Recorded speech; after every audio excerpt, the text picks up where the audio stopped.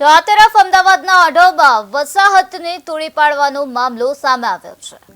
આપના અધ્યક્ષ સિદ્ધાંત ગઢવીએ પ્રહારો કર્યા છે।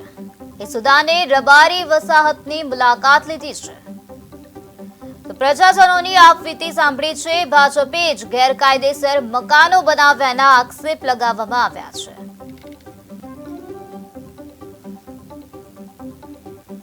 1952 થી વસાહત છે। તમારા બાપની તાકાત ન હોવી જોઈએ તમે અહીંયા તોડી શકો। આ તો કાયદાની વિરુદ્ધમાં છે। આપણે એમ કહીએ કે 15 વર્ષ ભાડે મકાન રહીએ તો એ ખાલી કરવાનો નથી અધિકાર નથી। આ તો કાયદા પ્રમાણે છે ને। તો ભાજપ સરકારે કાયદા વિરુદ્ધ એક તો કૃત્ય કર્યું છે। કોર્પોરેશને કાયદા વિરુદ્ધ કૃત્ય કર્યું છે। હું તો એમ કહું છું આઈએએસ ઉપર આપણે અને મુખ્યમંત્રી ઉપર આપણે દાવો ઠોકવાનો છે।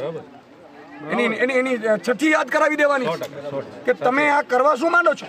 તમે રેકોર્ડ બતાવો ને। તમે એમ કહો છો કે 5 વર્ષ પહેલા આમ કર્યું ને બગીચો અને ગાર્ડન બનાવું। એટલે ભાઈ ગાર્ડન બનાવો તો બીજા 500 જગ્યાઓ નથી।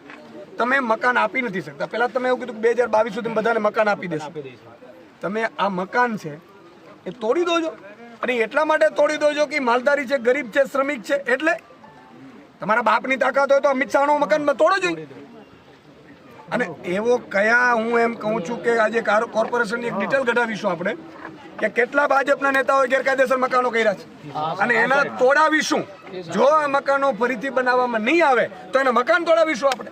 1952 થી વસાહત છે। તમારા બાપની તાકાત ન હોવી જોઈએ તમે અહીંયા તોડી શકો। આ તો કાયદાની વિરુદ્ધમાં છે। આપણે એમ કહીએ કે 15 વર્ષ ભાડે મકાન રહીએ તો એ ખાલી કરવાનો નથી અધિકાર નથી। આ તો કાયદા પ્રમાણે છે ને। તો ભાજપ સરકારે કાયદા વિરુદ્ધ એક તો કૃત્ય કર્યું છે। કોર્પોરેશને કાયદા વિરુદ્ધ